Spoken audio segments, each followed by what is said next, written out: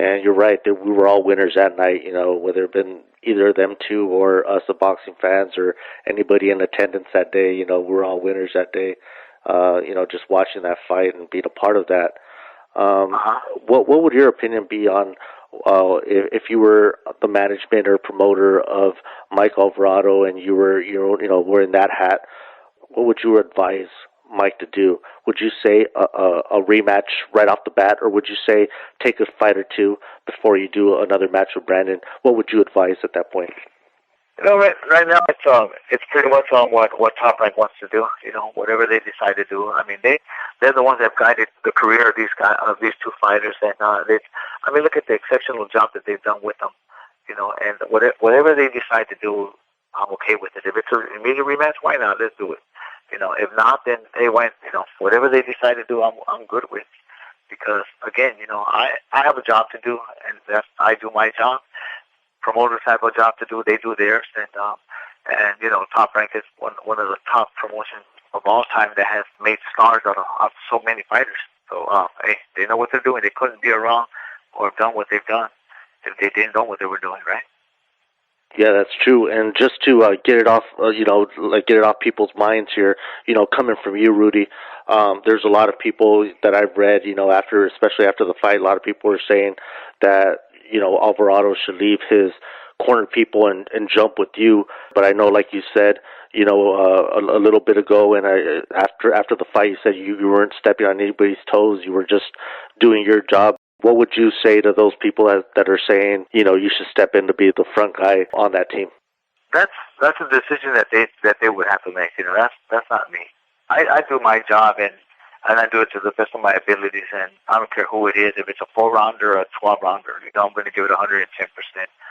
At the end of the day, whatever, if that's what Mike decides to do or not to do, then that's on Mike. He has a manager, Henry Delgado, who's he's involved in everything that Mike does as well, and it's a decision that they would have to make, but like I said, man, that's up to them. This last Friday on ESPN Friday Night Fights on the main event, you were on the corner of Nugaev against Marcielo. Again, you were pretty much put on the spotlight. Everybody was kind of tuned into you to see if you were going to be able to pull it off. Marcielo was undefeated, 19-0 against your guy that was supposed to lose, and us in attendance there were delighted to see that fight. And at first, it just looked like the undefeated fighter was just going to take over your guy. And as next thing you know, everybody saw the pendulum, slowly turning to the other side. Your guy started getting the upper hand somehow. He started getting the stronger punches. The other guy was wearing down. Next thing you know, just that one punch, bam, knockout, almost, reminiscent to that, Pacquiao and Marquez fight, the last one. And, down he goes, and your guy wins. What type of, what do you feel like when you get that type of win, when you get that type of glory, when you get that type of attention, when your fighters actually win? What do you feel inside? How do you feel about your fighter when he gets that victory? Look, man, I like to consider myself a winner. I'm a winner. I don't take losing lightly, and I don't like it. It doesn't sit well with me. There's been a few times that I've taken on the job of working with a guy that I know that it doesn't stand much of a chance, but even those guys deserve to have somebody in their corner that's going to protect them or help them, at least not to get hurt. So, I once turned down a 4-rounder. I think I told him that I would not help him. I told him he was a loser, big time loser. So, and I'd be embarrassed to get in the goddamn ring with him, to go up there with him. And but then when I walked away and I thought about it, I'm like, you know what, that sucks, man, because nobody really wants to work with the guy, And so what I'm going to do is I'm going to take on. I'm going to take him on and at least be there to try to help him or save him from major damage. So I went back the next day and I told the guy, all right, man, I'll work with you. And I didn't get. I don't even think I charged them. I said, man, you can give your money. And I went to help him. And then at that time, that's when I realized that being a good coach also means being able to help others. Even though they're not going to do well or they're not going to make big money or even get a good payday, but you do it because you love the sport and you don't want to see we want everybody to get a fair shake. So I'm mostly all about winning, though. And when the guys win, I feel I feel good, especially for them. When we lose, and if I feel like even if it was a close fight, I'm happy for the other guy as well, because I know that he put in the sacrifice, he put in the work as well, just like my fighter or any other fighter out there. So I've learned that it's okay. You can be happy for the other guy too as well. And what do you think of Nugayev's, his future? What do you think of him coming up or to fight against, these top guys at his weight? Do you think he has a pretty good, bright future in the sport? Well, you saw what he did on Friday. Is like he was a huge underdog, and he hasn't fought almost in almost 2 years. And so, but when you have some skills, then you put him to work. He's not a bad fighter. He's not a great fighter, but he's not a bad fighter either. And I'll tell you that there's a lot of good fighters out there that think that they're a lot better than what they really are. And there's guys like Gustav that are gonna shock you. They put you in your place. And Friday, Jonathan was put in this place. Where okay, you're good, but you're not as good as you thought you probably were, or management. And there's guys like him that are always in the gym, that take care of themselves, and they put in the work, and it pays off. Look, it paid off. Look where he's at. He won. And what do you think of all the traveling, all this stuff that you do? You're always out on the road. Every time I see you on the social network like Facebook and stuff, you're always out on the road, going to Japan, going to, from city to city, it seems like.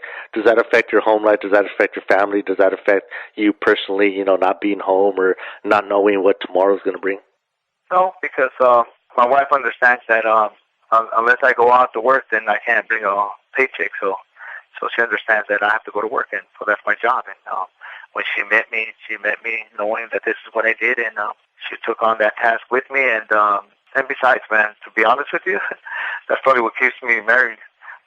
She gets a break from me every time I take off. So and a lot of us that know you, like especially like me that knows you from like Facebook, and I've talked to you a few times, of course, and all. We all see how we joke around or we mess around, and there's some people that might take offense to it.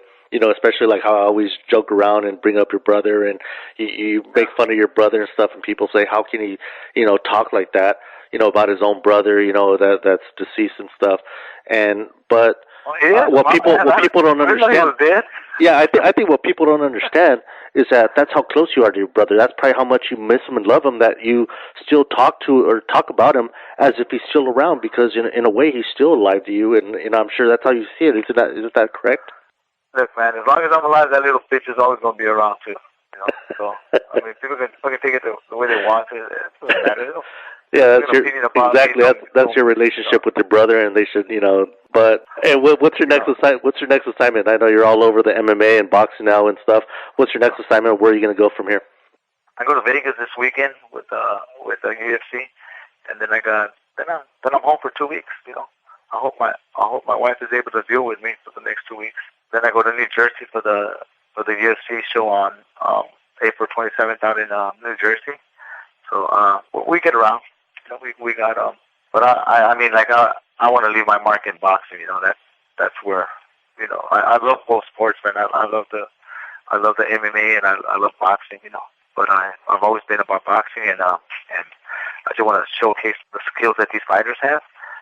That can be brought out, and have them be the best that they can be, and I can be a part of it and assisting. Well, I think you've showcased your talents. I mean, the last time before we talked, the first time, it was a few weeks before you were going to get inducted into the California Boxing Hall of Fame. You did get inducted into the California Boxing Hall of Fame on October 20th of last year. How did it feel? How did that go? What did you think of that, getting that accolade or getting that under your belt to get inducted into a local Hall of Fame in your own state? That was kind of like something that I really wasn't looking forward to it, because I feel like I still got a lot more to accomplish. One of like Michael Alvarado beating Brandon Rios. That's a huge accomplishment. It's one of those moments in life, that you'll treasure. You say, well, like when you look back and you say, okay, what the events or moments in your life that you have that stand out. Well, him, winning stands out. That's something that I'll have, that I cherish. And so, but coming back to the Hall of Fame, I mean, it's cool, but I still believe still have more to offer, and I hope that one day I can really say that I earned that right, you know. Well, I mean, you're obviously in the last month, making a big name for yourself, and right before you got inducted into the California Boxing Hall of Fame, the week before was the first fight with Rios and Alvarado, where Alvarado lost that fight, but then you redeemed yourself a few weeks ago, with that win, and all the glory that came with that, and to your whole team. Mike Alvarado, have you heard from him, or have you heard anything about what his next match is or what his next step is thus far? While I was in Japan, he was having surgery here in Los Angeles. Something with a torn ligament or tendon in his finger. So from after the fight, so that got taken care of while I was in Japan. So when I got back Tuesday, he was gone. I think he left on Monday or Tuesday back to Denver. And I don't just through Facebook, like I just see what he posts and that's it. I give him the space and let him enjoy his time right now, because he's in cloud nine. And I'm sure you're in cloud nine too, my friend, and thank you very much for returning to theboxingbar.com. And of course, my house is your house here all the time. And thank you again, man. Thank you very much for coming on. Until next time. Thanks, Rudy, brother. We'll talk to you later, my man.